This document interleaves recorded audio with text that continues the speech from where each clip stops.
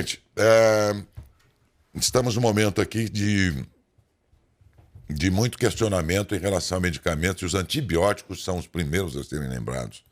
Quando a gente lembra que somos uma população dada a tomar remédio, assim, de uma forma impressionante. E às vezes conseguimos os remédios, ainda que exista um controle todo, né?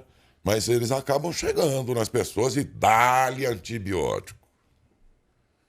O uso desenfreado de antibióticos, para não falar de outros, vamos ficar aqui no antibiótico, pode trazer sérias consequências. No coletivo, parece que já há uma consequência. De tanto usar, as bactérias... As bactérias olham o antibiótico agora e falam: opa, temos filé mignon hoje no almoço. Temos caviar. Temos... fala aí umas coisas, cara, aí de rico aí. Salmão.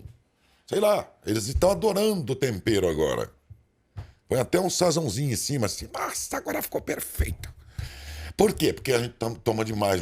Aí, meu amigo.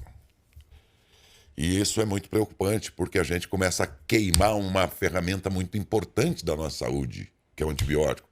A gente começa a queimá-lo como nosso aliado, para virar almoço para a bactéria. Dr. Caio Deponte é médico intensivista e fala com a gente sobre essa preocupação. Muito obrigado por nos atender, Dr. Caio. Bom dia.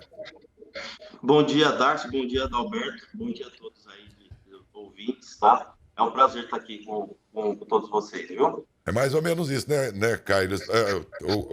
O antibiótico está virando refresco, né? É mais ou menos isso, que ela começa a virar água, né? É. Chegou um momento em que a bactéria cria uma resistência tão grande que não surte mais efeitos, né? É verdade, gente. O remédio vai ficando... Gente aí que tomava uma dosezinha só, por exemplo, de um remédio para dormir. Com o tempo, o organismo vai fazendo, vira refresco. Aí você toma 2. Aí toma 3. Aí dá um efeito rebote lá na frente. Que... É, muito perigoso. Muito cuidado. Tudo... Água demais mata a planta, dizia a cantora lá. Então, e isso está acontecendo, isso não é nada bom, está acontecendo com antibióticos, estão virando refresco. Mas não existe um controle tão grande de 3 receitas e não sei o que mais, toda uma burocracia para evitar que se popularize um remédio, se não pela prescrição do médico? Com certeza. E esse controle, ele iniciou-se mais ou menos ali por volta da década de 90, por aí, quando teve a obrigatoriedade da prescrição médica ser essencial para fazer a compra, né? Isso controlou bastante, mas a gente tem uma situação que às vezes o paciente tem um antibiótico em casa, comprou e sobrou alguns comprimidos, ou mesmo consegue com amigos e tudo mais. Então você acaba tendo uma exposição muitas vezes desnecessárias. Mas, até pegando um gancho em relação à questão do uso do antibiótico, eu acho que é um misto de situações. Eu acho que a gente tem hoje um perfil de pacientes muito ansiosos pela melhora. E quando você tem essa ansiedade, você acaba querendo fazer de tudo para que melhore rapidamente. Então, o médico acaba até ficando um pouquinho mais coagido, tendencioso a fazer essa prescrição. E muitas vezes em quadros virais ou em quadros que não enquadram dentro de uma infecção bacteriana, por exemplo. Então, para mim, é um misto de coisas. Nós, médicos, a gente precisa ser um pouco mais técnico na hora da prescrição dos antibióticos. E eu acho que tem um perfil da população mais diferente. Uma população não só impaciente em relação à melhora, eu acho que todo mundo quer ficar bem logo, né? Isso aí é natural do próprio ser humano, né? Mas também um conhecimento também. Então, hoje o paciente, ele chega já sabendo todo o quadro dele e dizendo que é quadro, e dando diagnóstico e muitas vezes até exigindo antibiótico, né? Então, doutor, mas ainda que um outro médico seja muito dado a prescrever prescreve antibiótico e outros mais controlados, assim mesmo a quantidade está muito acima, essa é a sensação que eu tenho, o que me faz supor que esses remédios estão chegando sem prescrição nenhuma, contrabando. Por que meio ele chega, esse remédio, se não for, se sai do controle do médico e do farmácias, enfim? Olha, é difícil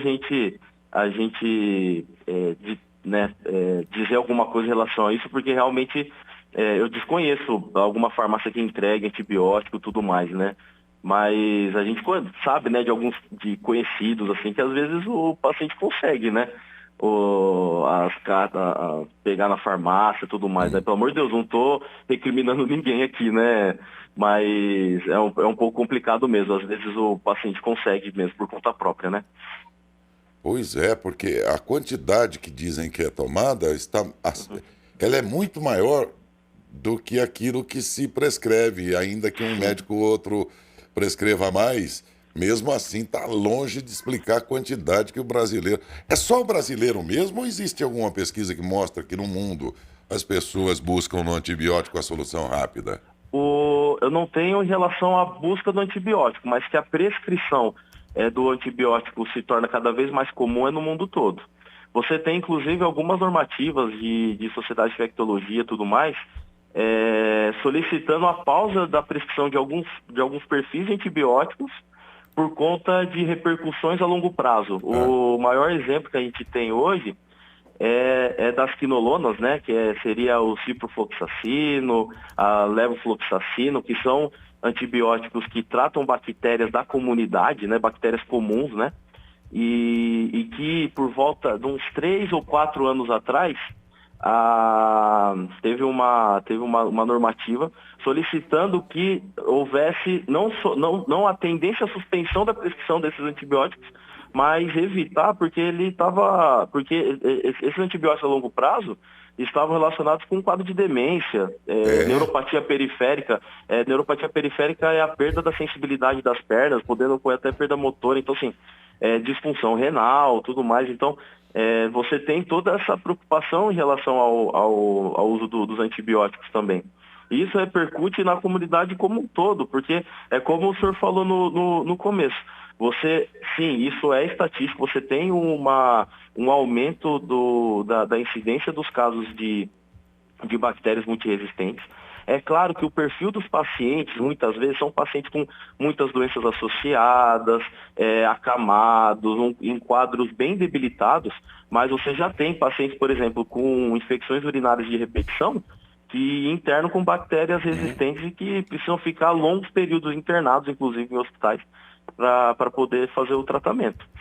Você imagina um país como nós, eu fico imaginando como leigo, doutor, um país como o nosso, tropical, o clima tropical implica numa série de doenças aí comuns num clima como o nosso, e aí você associa essa situação a um país como o nosso, que metade da população não tem saneamento básico ainda, enfim, complicadores que permitem uma evolução muito grande de bactérias e tudo mais. Aí, num país como o nosso, o uso desmedido do antibiótico acho que se torna ainda mais comum, né? Sim. Ajudado Sim, por isso. eu acho que eu entendi o que o senhor quis dizer. As doenças, né, infecciosas são mais comuns em pacientes subdesenvolvidos. Sim. E aí acaba que o uso acaba sendo maior, né? Mas isso não repercute no cenário de resistência, viu? A taxa de resistência de bactérias, né, da presença de bactérias resistentes, ela é muito parecida em relação a outros países, né? Coisa impressionante. Impressionante. E aí, os laboratórios como se posicionam diante disso? Claro que eles visam lucro e querem vender seus produtos e tudo, e a gente sabe como é que funciona isso aí no mundo. É uma indústria poderosíssima, né?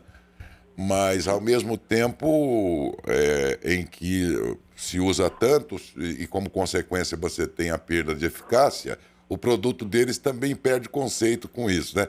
Daí a minha pergunta, os laboratórios estão, pelo menos minimamente, preocupados com isso ou não? Olha, eu vou ser sincero para você. O último antibiótico que a gente criou e está no mercado, né? Antibiótico assim, que eu digo de ação nova, né? De inovador. Ele é um carbapenêmico chamado meropenem, que veio como inovador, e isso foi em comecinho dos anos 2000. Então, assim, a minha visão é que o antibiótico não traz uma um aumento em relação à questão econômica, né? Digamos assim, não dá tanto lucro para a indústria farmacêutica como um quimioterápico ou um psicotrópico, né? Então, eu acho que por isso que eu acho que não tem tanto interesse. Mas nós temos pesquisas, né? E temos associações hoje muito poderosas, né? Temos alguns antibióticos. E assim, ao mesmo tempo que a gente usa alguns tipos de antibióticos, outros a gente acaba não utilizando, e isso é bastante positivo, porque a gente acaba resgatando alguns antibióticos do passado para usar hoje, né? Visto esse perfil de resistência das bactérias, né?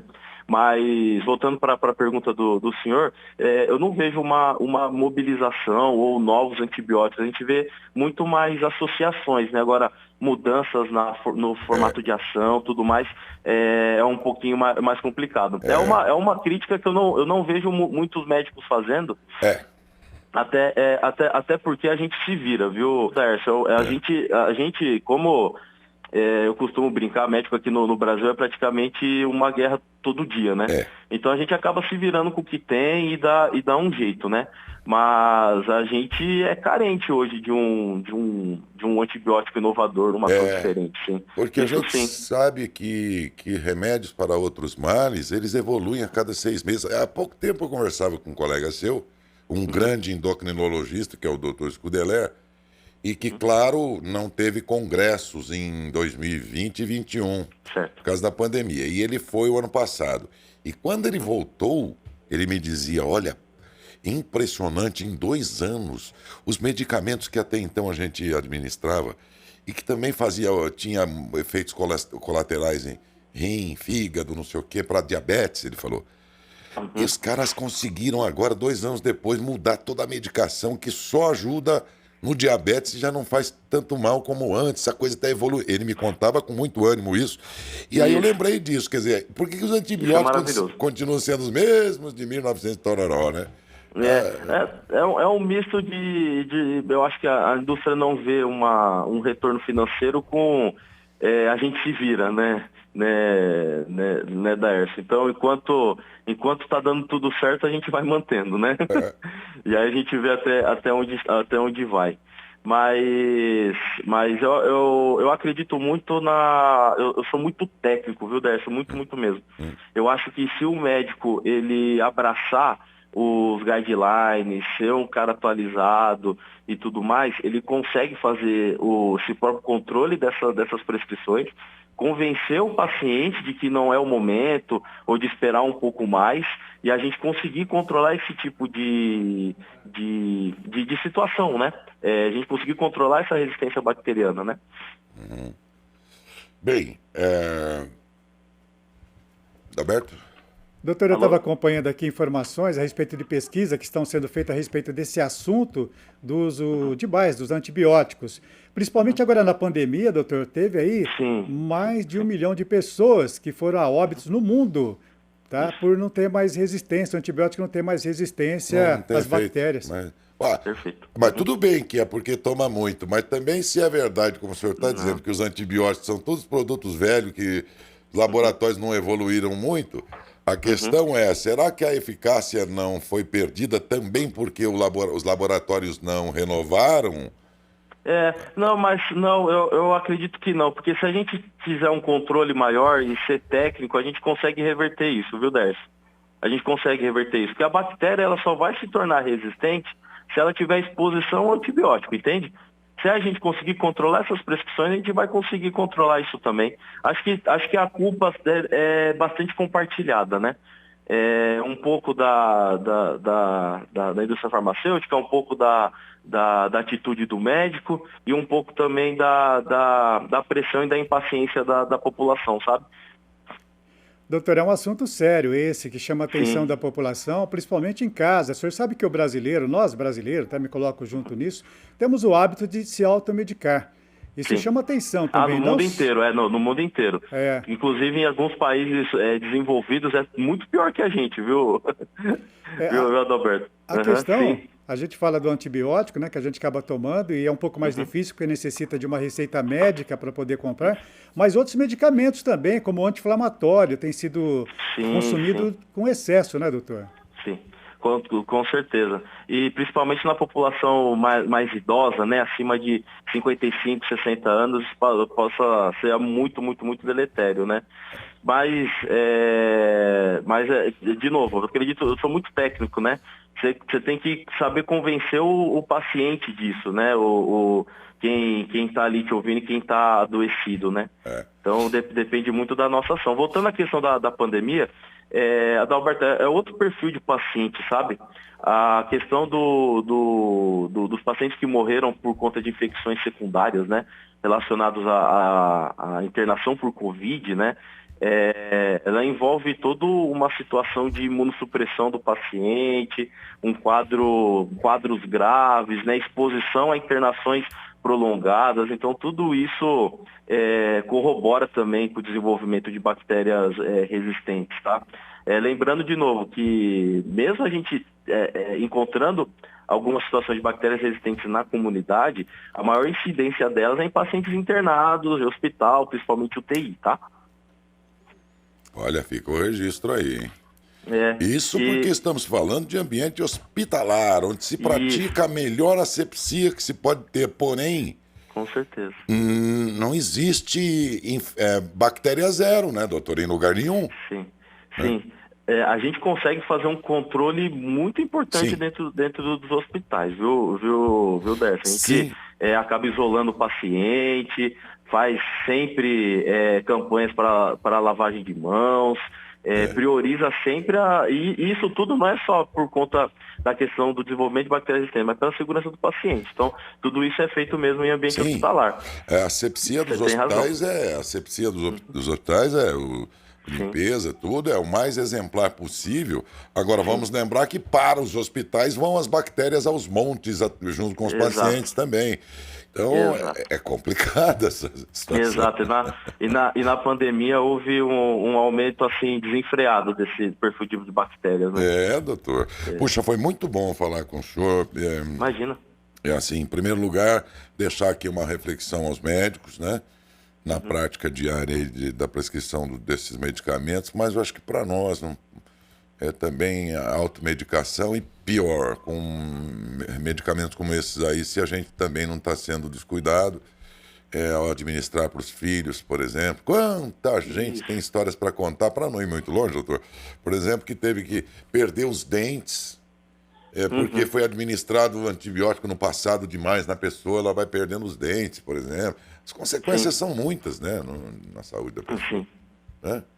Então É. é isso aí. A oportunidade aqui é de reflexão por parte dos médicos e da gente também, enquanto cidadão. Mas foi bom a gente falar sobre isso e só conseguimos Com porque certeza. o doutor Caio Deponte, que é médico intensivista, falou e deu as suas explicações para a gente aprender com ele e por essa razão te agradeço, doutor Caio. Muito obrigado, viu? Ô, Décio, muito, muito obrigado pelo espaço, viu? Fico à disposição para mais vezes, viu? Aqui também, viu? Disponha sempre que precisar da gente também. Um grande abraço, Tá doutor. certo. Um abraço. Tchau, tchau. Tchau, tchau.